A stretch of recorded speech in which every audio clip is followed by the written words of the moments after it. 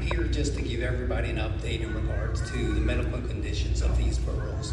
And actually, the surprising thing that we do see is that when we get them in, they're relatively docile, and I want to say that they're very quiet and subdued.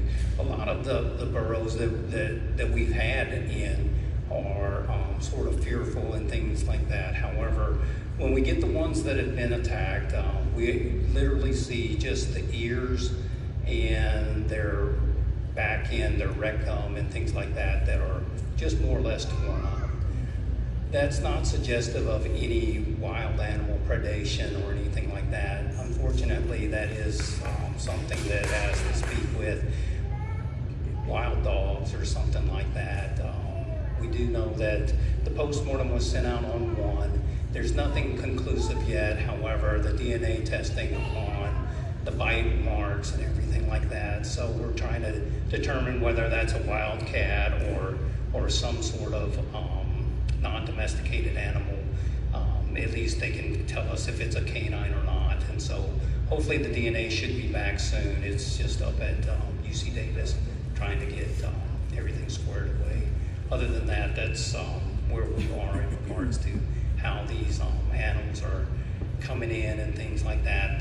The care for them, they're actually healing very nicely. Donkeyland has done a superb job of doing aftercare and things like that, and so they're actually surprising in regards to how well they heal.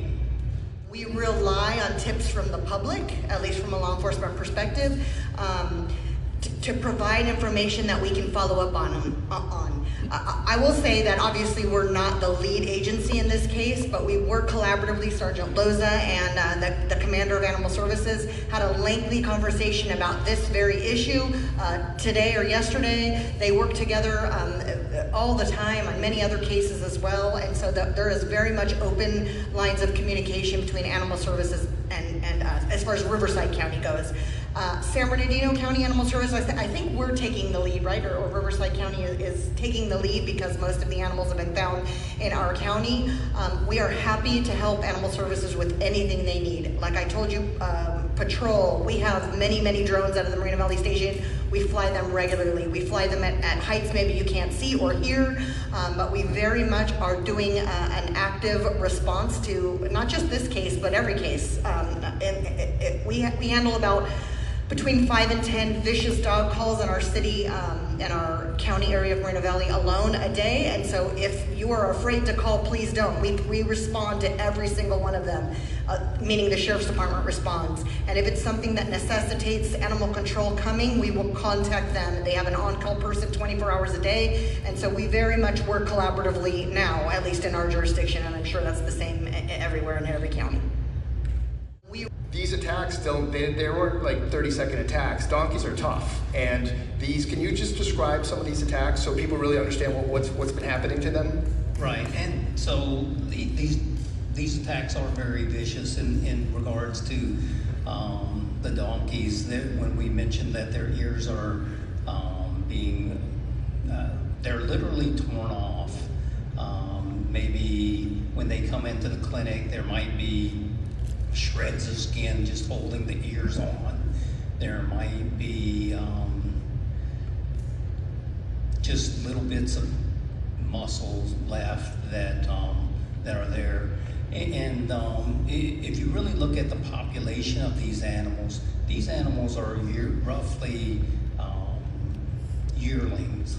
So their ages are they're fairly young animals. They're probably the oldest ones are probably 1.5 years, maybe 2-year-olds, but they're mainly the younger animals. And so we're assuming that these ones are unable to get away, unable to fight them as hard or kick as hard and things like that. And so thus these animals are just brutally attacked. And the rectal areas, unfortunately, we've had some that we've had to put down just because their intestinal lining through shoning and stuff like that.